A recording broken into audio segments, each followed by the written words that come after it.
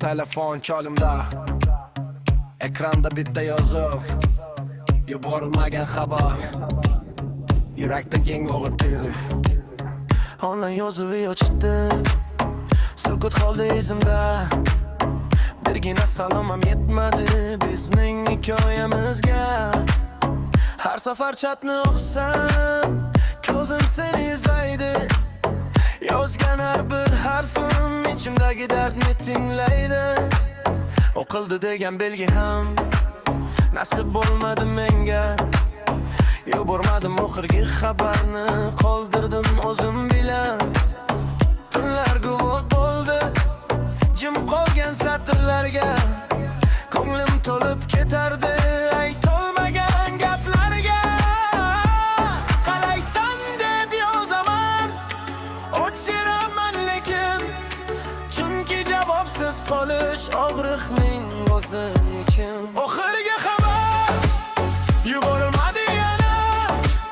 Yuragim aytdi jo'nat, aqlim dedi kerakmas.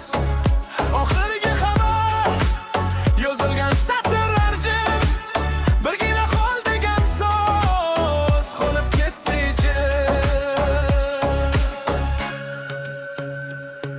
Raqamingni o'chirdim, yodimdan ketmading. Yangi kunlar boshlandi, sen esa tugamading. Suratlar yo'q endi, ammo xotira boring. Baland ovoz ham yenga olmaydi ichimdagi zor. Do'stlar unut dedi, vaqt davom etdi.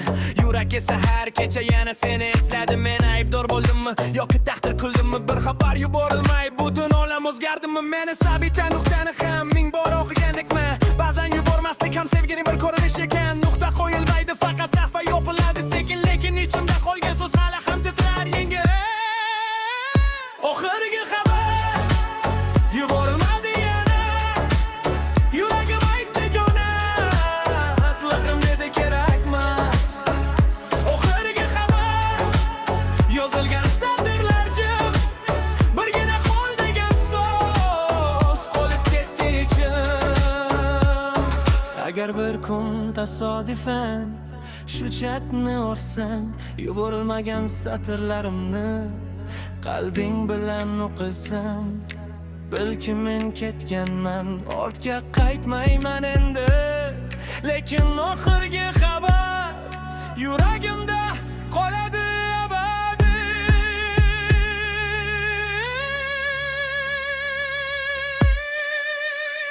Oxirgi xabar yuborilmadi yana.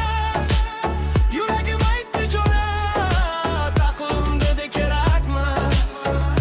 Oxirgi xabar yozilgan satrlar jim, birgina qol degan so'z qolibdi ichim.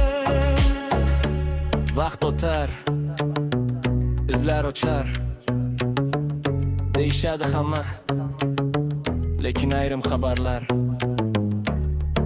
yashaydi umr bo'yi qalbda.